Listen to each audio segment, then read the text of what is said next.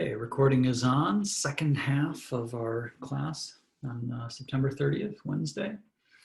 So where we're headed next is I want to come back to that birthday paradox, the thing where we collected people's birthdays. And in our case, for our class, we had 22 students on Monday, and it turned out that 2 students actually did have the same birthday, April 11th. And so we want to understand by some counting, why is it that that's not so surprising? You know, even though it seems like, oh, there's 365 days in the year, it should be easy for the 22 of us to pick different birthdays, but yet somehow 2 of us managed to have a coincidence. Any questions before we start talking about birthday paradox? And I turn the page here on this page that's in front of you. Okay, so let's, the birthday paradox. This is section 2.5 in the book too. So this again is in the category of figuring out some of the things that we hadn't covered yet from the book. So, you know, we're asking the question, what's the chance that in a room, and I'm just going to pick a number of people rather than 22, let's make it a more round number, a room of say 40 people. We'll come back later and turn the 40 into a variable little n, and we'll turn the 365 days in the year, the number of possible birthdays, into another variable. Well, let's do it with some specific numbers first. In a room of 40 people, there are 2 people, at least 2 people with the same birthday.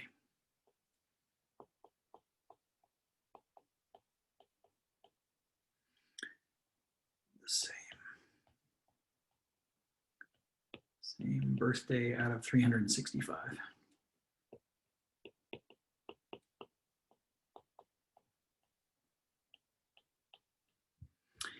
And then let's see if we can answer this question of how large does the number of people, let's call this number little n. How large does little n have to be, the number of people in the room, before the chance is at least 50%, at least half?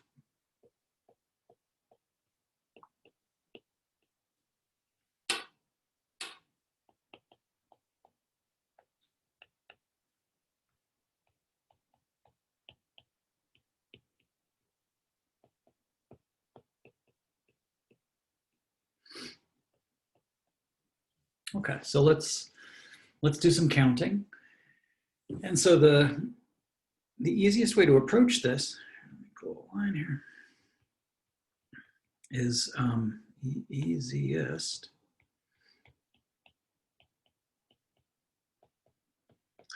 to calculate not the probability that 2 people have the same birthday, but actually this is one of these situations where, so to speak, difference principle applies. It makes more sense to actually count the probability that all the birthdays are distinct, that no 2 people have the same birthday. So maybe this is the first time I'm using this notation, probability of, and then what I'm writing in here is an event, is the way they say it in probability theory. No 2 same birthdays among the 40 people.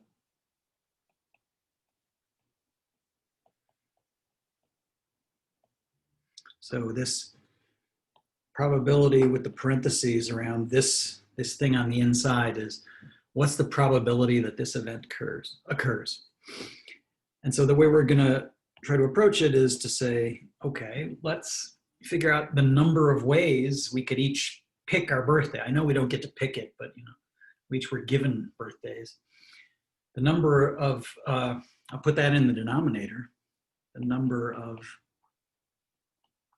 choices of birthdays for the people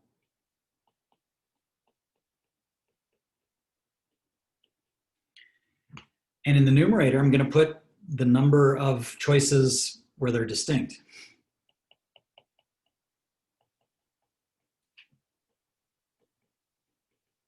So no 2 coincidences. Birthdays.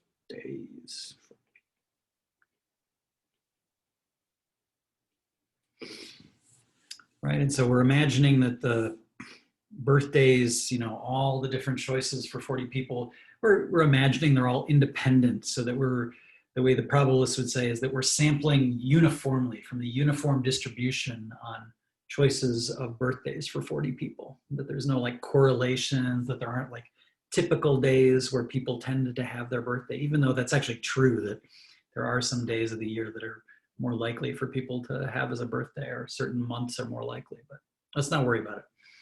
We'll assume they're all equally likely. Okay, and so, right, let's try to get at this denominator. Seems like it ought to be a little bit easier. And so let's everybody mute themselves and think about it for a moment, and then in the chat, people can write how many ways are there for the 40 people to have a choice of birthdays. Go ahead and you can write stuff in the chat now.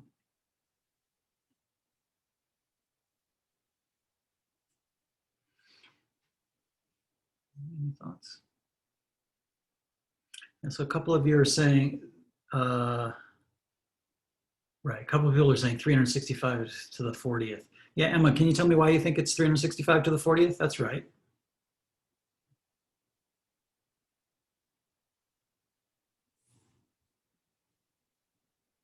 Oh, we can't use the microphone. Okay, that's fine. Anybody else here? Okay, yeah, William, let's hear what you have to say about 365 to the 40. You also said 365 to the 40 for the denominator. So you can imagine for each person, I guess you could use the product principle for each. There's 40 levels of decisions, and for each one there are 365 options. So in the end, you have 365 multiplied 40 times, so 365 to the 40th. Yeah, I agree. So as long as we can make it into a sequential process where we do the choosing, if we say ask the 40 people in alphabetical order, right? Say first person alphabetically, tell me your birthday, and they choose, and they've got 40 choices. So just write down 40 times 40 times 40. Or 365 times 365 terms. Well, no, wait, isn't it 40 terms each? Oh, thank you. Let's try it again. Yep, we don't have 365 people. We got 365 days to choose from. Using the product principle backwards there.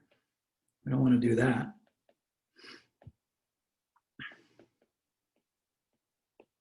Good, 40 terms. Yeah, and now let's pause for a moment. Nobody say anything yet, and I'll mute. And let's think about now, how many ways can we do this choosing for these 40 people, where we say, I'm afraid you folks are going to have to pick distinct birthdays. All right, think about it a little bit. And now if people want to write something in the chat, see what kind of ideas we have here.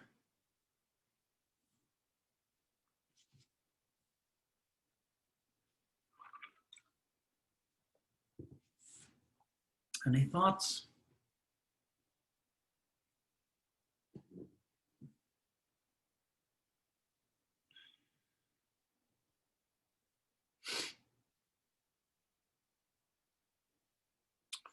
Yeah, so William wrote 365 choose 40, but I don't think that's quite it. It's close. 1 minus 3. Yeah, Theo wrote something, 1 minus 365. Theo, what you're writing is definitely looking like a probability, something between 0 and 1, but I'm just trying to get the numerator here. We already got the denominator. We're going to be dividing by the 365 to the 40. But in the numerator, I want the number of ways that I can ask these 40 people to pick birthdays and make sure that they're all distinct.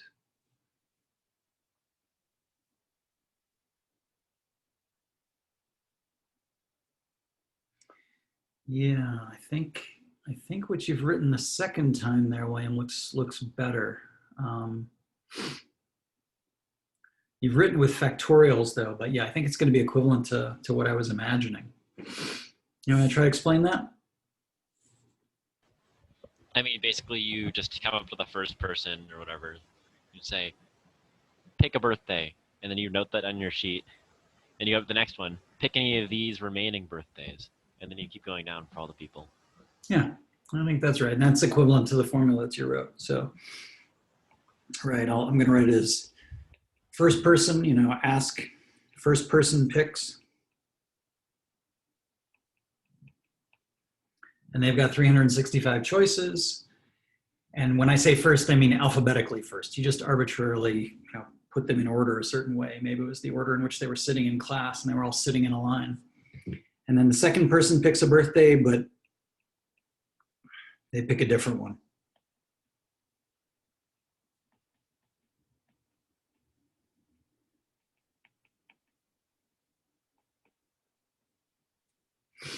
And then the third person, fourth, and so on. And so I guess this last person, the 40th person, is going to have how many choices? 365 minus something. What is it going to be minus? 39. Yeah, I think that's right. Because the first one was 365 minus 0, 365 minus 1, minus 2. And I think when we get the 40th, it's going to be 365 minus 39. Yeah, everybody clear on how we got the numerator? All right. So now what I want to do is actually, this problem is also an exercise in our bounding skills. I want to get a sense of what is this number? I mean, we could certainly have our calculators, or maybe even better, a computer compute this product for us, and in the numerator and the denominator, divide them and get this probability on the nose, to arbitrary decimal accuracy, no problem. But because we want to get a sense of how these things function when we change this little n, or I'm also going to want to change this, so to speak, big N, the number of days that we're picking from.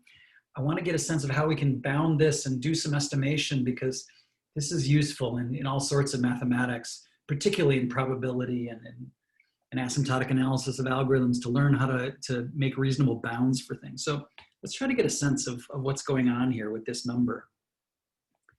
And one way to think about it that's useful is to say, okay, I'm going to take each of the numerator and denominator terms. There's 40 in the numerator, 40 in the denominator. So they do match up nicely, right? We got 365 over 365 is 1. The next one's 364 over 365. It's almost 1. It's a little bit less than 1. Next one is a little bit less still, but looks like 1. And usually when we're doing this problem, right, this 365 over 369, I'm still just going to write it like this. That 40th term still looks like a 1, approximately. I mean, it's a little bit less than 1. And so we have the sense we've got these 40 terms. Each of them is a little bit less than 1. So the product, well, it's definitely less than 1. But the question is, how close is it to 1, or how much, is it getting away from 1? And let's rewrite it in a few ways, and before we start to try to analyze it a little more carefully to try to get a sense. You see, there's some tension here because, right, even though these things are so close to 1, you might think, oh, their product is about 1, right? There's a very low chance that there's a very high chance that no two people have the same birthday. That would be the conclusion you might draw, because they all look like 1s. But the issue is there's 40 terms. And when you start multiplying together a lot of things that are slightly less than 1, as the number of terms increases, it starts to get away from 1. And there's two things kind of at odds here. The fact how close they are to 1 versus how many terms. And we need to see kind of which one wins. All right. So the 365 over 365, well, that's like a 1. In fact, I'm going to write it as 1 minus 0 over 365. This one is 1 minus 1 over 365, 1 minus 2 over 365, and so on. And that last one is going to be a 1 minus 39 over 365, right? We're making it how precise they are, less than 1. Okay. And so let me just take this answer that I've got right there and bring it over to the next page as we start to do the analysis. Let me put this up here. Say this is this. And so, yeah, let's emphasize, every one of these things is a small positive number, the things we're subtracting.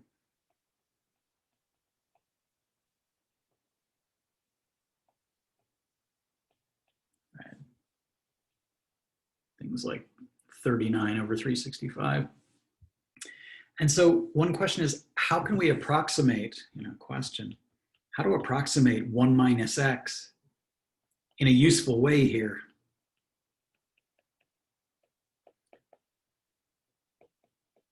For x small and positive, that's going to give us a sense of how this is growing. And so the idea that is helpful, and this is like exactly the opposite of the idea that you do in calculus. We're going to use some calculus, or something you probably learned in your single variable calculus class, but we're going to use it backwards from the way you did it there. So what I'm going to do is approximate it with this. 1 minus x is approximately equal to e to the negative x for x small and positive. And in fact, if x is small and positive, what? I don't know what that was. Small and positive. But in fact, it's an inequality that goes like this. 1 minus x is less than or equal to e to the negative 1 over x for x small and positive.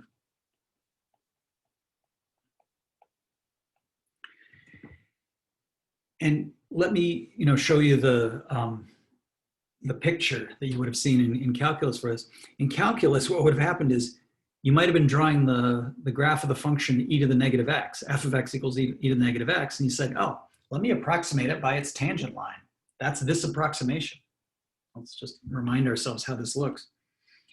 In calculus, right, if we're going to draw f of x is e to the negative x, if it had been an exponential e to the x, it kind of goes up from left to right, curves upward. E to the negative x, you flip that picture around, it curves downward. Let me move this a little bit just so I have more room. It goes like this. And asymptotically is going to hit the x-axis there. So this would be the value at x equals 0. We have the value 1, right? And if you look at that tangent line approximation, right? I claim this thing is, maybe I shouldn't write f, maybe I'll write g, for the linear. Maybe I'll write L of x. Ooh, that sounds even better. L of x, the linear approximation, would say, what should you do? You should take the value there, right? That gives you the y-intercept, 1. And then you should take the derivative of that thing. So yes, what is it? F prime of x is negative e to the negative x. And I'm trying to get the linear approximation above 0. So this should be f prime of 0 is negative e to the minus 0 is negative 1. So that slope of the orange thing is negative 1. It's that derivative. And so this is 1 minus x, right? Slope and intercept. Everybody good with that? All right, don't forget your calculus skills. You really want to reuse calculus, right? Spent all that time in that class. Should be good for some more math classes, right? Okay, and so the fact that it's a pretty good approximation, is just the fact that linear approximations are decent as long as the x is small, and so that's using the fact that, right, the number of people in the room should be small relative to the number of birthdays that they can choose from. We were assuming that. But why is it less than or equal to? There's actually a few ways to think about this. Anybody have any thoughts on why the inequality goes this way? Because I really do want to be making sure that I pick the inequality in a certain direction to convince you of this. You look at the curvature of e to the negative x. One way to argue it is with curvature. Yeah. Follows from. I mean the concavity, sorry. Yeah, I know what you meant. Concavity upward by, f prime, double prime of x, blah, blah, blah. You could do that concavity calculation. It's not hard. Or there's another actually way to say this is that when you look at e to the minus x, right? We actually know the Taylor series for this pretty easily is what? 1 minus x to the first over 1 factorial plus x squared over 2 factorial minus x cubed and so on. And so when you plug in these positive values of x, this is really an alternating series. You got a plus, a minus, a plus, and a minus.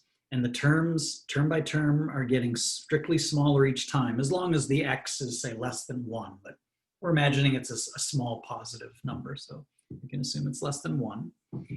And so it's an alternating series.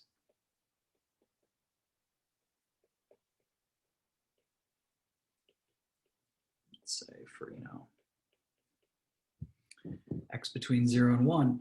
And when you have an alternating series, what we're doing is we're truncating it here at, right, that's our 1 minus x, is the first two terms. We truncated it after one of the negative terms. The next term is positive, so it's the sign of the next term when you have an alternating series tells you whether you had an overestimate or an underestimate, okay? And so the point is, because we stopped, because this is positive, the inequality goes this way. We stopped it at something that the next thing would have been adding more, and therefore this is actually less than this one, okay? A few ways to see it. All right, so why did we do this kind of backwards approximation from what we would normally do in calculus? We replaced this thing, the orange thing, we replaced with the curvy thing. And the whole point is here that just it helps us because we were taking a product. Exponentials go well with products. And so what I'm about to say, therefore, is that the upshot, no, I'm writing in red, let's not do that. So this implies from the claim that the probability of, all distinct birthdays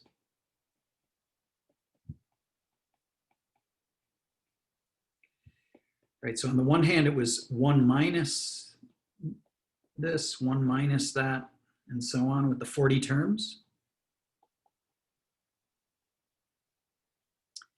But now we can say, oh, it's less than or equal to e to the minus this, e to the minus this, e to the minus this, all getting multiplied. Whoops, I missed it on that last one.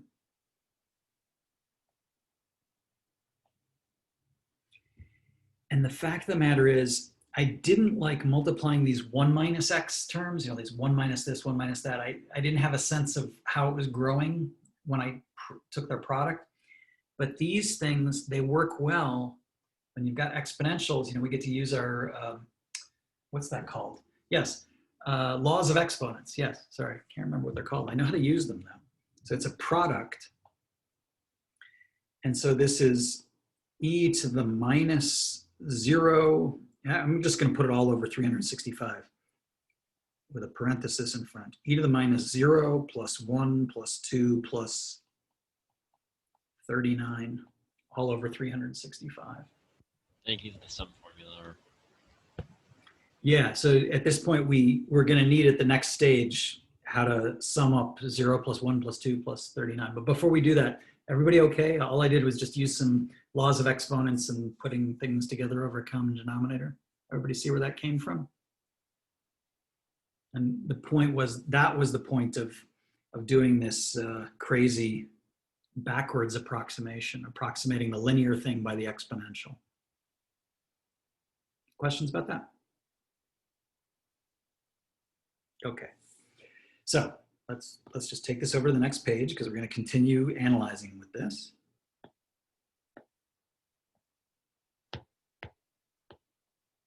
Probability is distinct birthdays is at most this.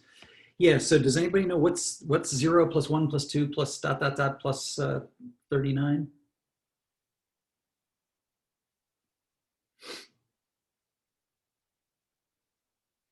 what do we got here? 39 divided by 2 times 40. Yeah, that's one way of writing it. Yep. Let's write this. I'm going to write it as, I'm going to put both of those things that you wrote that are factors. I'm going to write it like that. And there's another way to write that. Let's write it a few ways. This is 40 choose 2, if you like, because it's 40 times 39 divided by 2 factorial. Okay. And in general, I'm going to give you a little exercise, but I claim we really already did this. All right, exercise. You think about why it is that 0 plus 1 plus 2 plus n minus 1 is n times n minus 1 over 2 is n choose 2. Or if you like, n squared minus n over 2. Many ways to write it. All true. And you can prove it by induction if you like, but there's many ways to handle it. And so, oh, and Nathaniel, you're saying it's 780. Yeah, that sounds good. But what I want to do is kind of think about well, actually, let's just do the evaluation. Let's take that 780. Let's actually plug it in. I did it at some point, and I think I got about 0.12 was that probability. So when there's 40 people in the room, we just decided that the probability that they avoid having the same birthday, right? If they all have distinct birthdays, it's at most 0.12. So the probability that probability of a birthday coincidence for 40 people for 40 is greater than or equal to 1 minus that is 0.88. There's like, when you got 40 people in the room, there's actually a very good chance, right? It's almost a 90% chance that there's going to be a coincidence among the birthdays, which is seems counterintuitive, but that's just the way it worked out when we did this analysis. Can we see how this worked? Before we go on to the next step. Okay, so in the next step, let's try to answer the second question. Remember, there were 2 questions that I asked. Let me separate them. All right, the second question was, how large does the number of people in the room have to be to make that chance, like an even chance? What is the breaking point between it's unlikely and it's likely?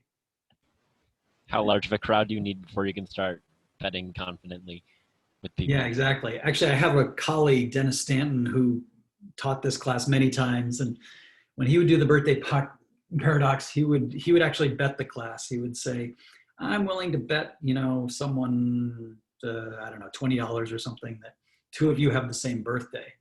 And he would do it when it was dangerously close. In fact, he would often do it times when he had a pretty good chance of not winning the bet, but he didn't care. Okay, so let's try to do this analysis. So in general, right, changing that 40 to an n, given n people, the probability that there are no 2 birthdays the same is going to be less than or equal to e to the minus n choose 2. Oh, lost it here. You guys, you were too polite. Nobody stopped me. What I wrote up here was wrong, right? Over 365. Yeah, I forgot to divide by the 365. So this is getting terrible because I have to put the e a little lower. 365. Okay. Up here, let me make that parenthesis smaller so we can do this. Okay, now I think this was the correct calculation, but somebody could check me on that. And down here, of course, this is where I was realizing, where's my 365? I certainly need that. Okay.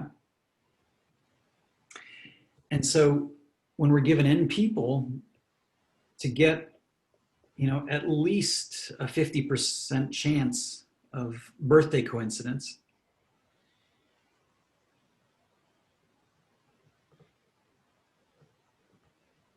The coincidence is the complementary set. So again, this is the difference principle.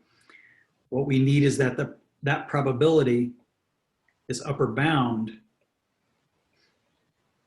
to be less than or equal to a half, right? Which is 50%. Everybody see why I'm doing the inequalities the way I had? That was why I was being very careful to do an upper bound for 1 minus x. Any questions? Okay, and so let's take a log of both sides. I mean, I'm trying to understand what value of n is going to make, what value of n right there is going to make this happen. So let me start trying to solve this inequality.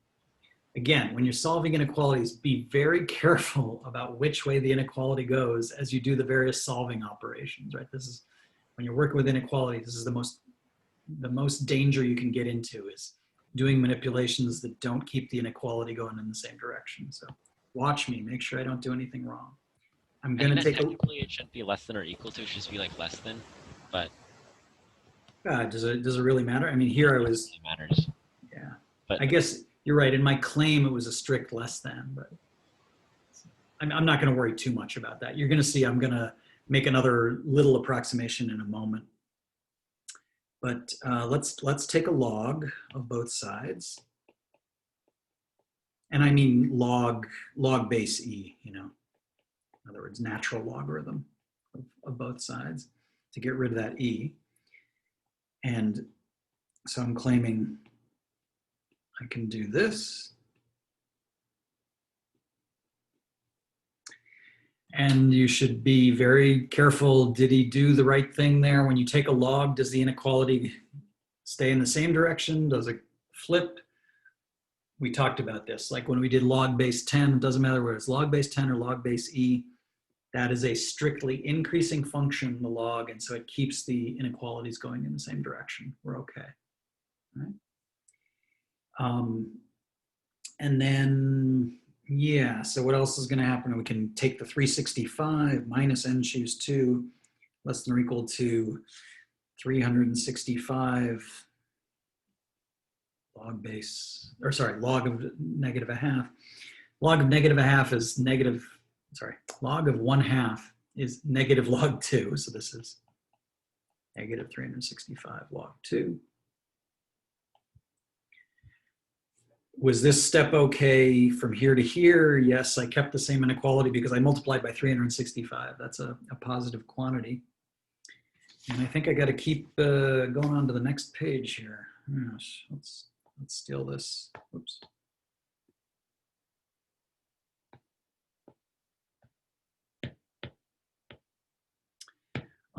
Here's a place where I'd like to change my, oh yeah, let me first change this to n choose 2 greater than or equal to 365 log of 2. Okay, there again, I was trying to be careful. I flipped an inequality that way to the other way because I multiplied by a negative. Everybody okay? And then here, what I'd like to say is n choose 2, I want to solve for n, and that's, it's n squared minus n over 2 is greater than or equal, oops, 365 log 2. Let me say that's approximately, and sorry, that's my vertical approximations symbol. The thing that somebody thought was 2 double integrals, it's not a double integral, that's an approximate. Approximately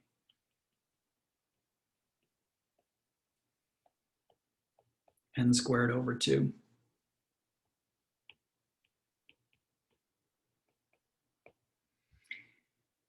And so now I can say, all right, n squared greater than or equal to 2 times 365 divided by times log 2, and then take a square root of both sides. Let me emphasize that. I'm taking the square root.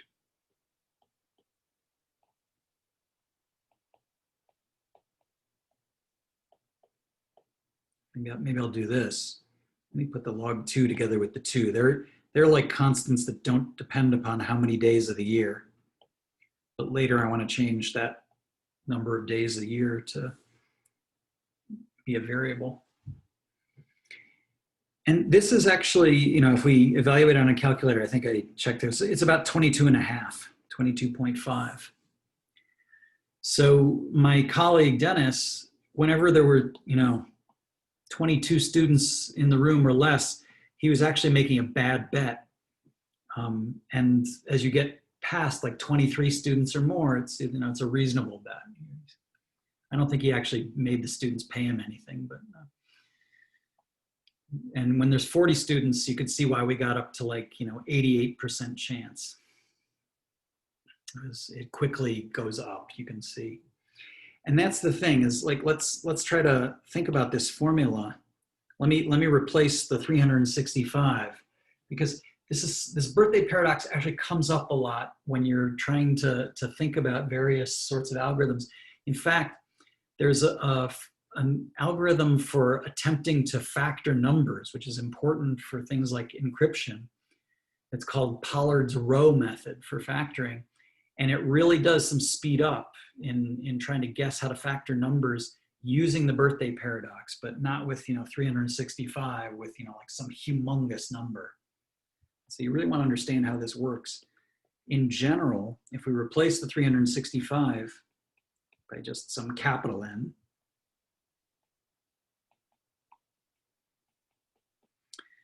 then one needs, the number, let me call it little n, so to speak, the number of trials of sampling from capital N possibilities. Sorry, I want to say sampling from n possibilities.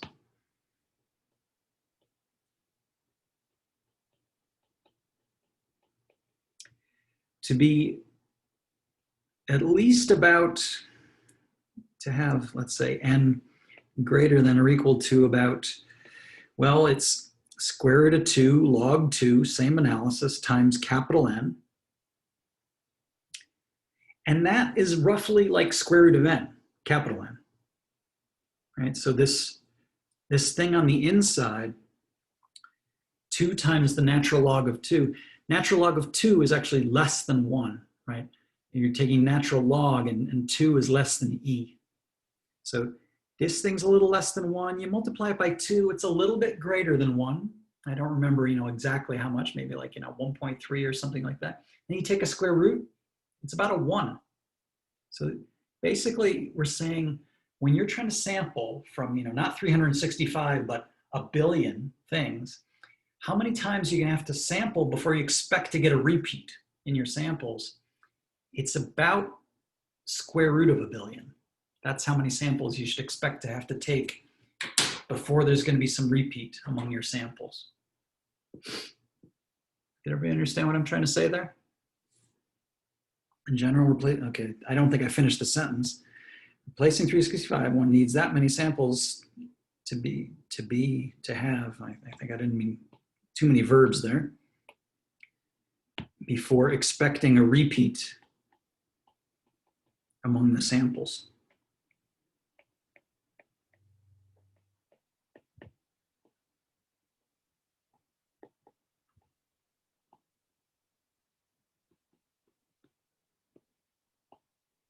Okay, this is kind of the important message that you may end up using later in life.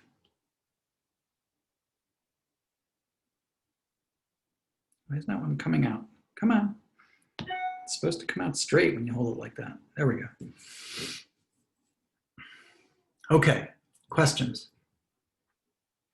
Oh, Theo's asking, isn't the curve going to get super inaccurate super quickly? No, the cool thing is, Theo, that as that capital N goes up, right, when this thing gets to be much bigger than 365, let's look at those approximations we were doing. These things, like those numbers that we were plugging in for little x, they've got that capital N in the denominator. So they actually get really small And so the point is your little x's are getting really, really much smaller. You're much closer to having small x's as the capital N gets large. So in fact, you're using the part of the curve where the approximation is better as the capital N gets large.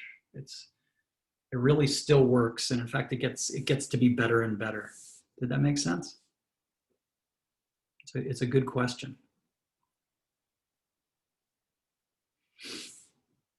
Okay, I think we have hit the right point to stop. I'm about to turn off the recording, but are there any questions that people want on the video recording before we switch over into office hour?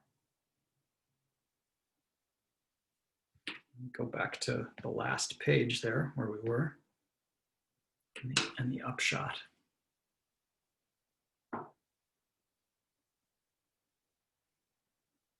Okay.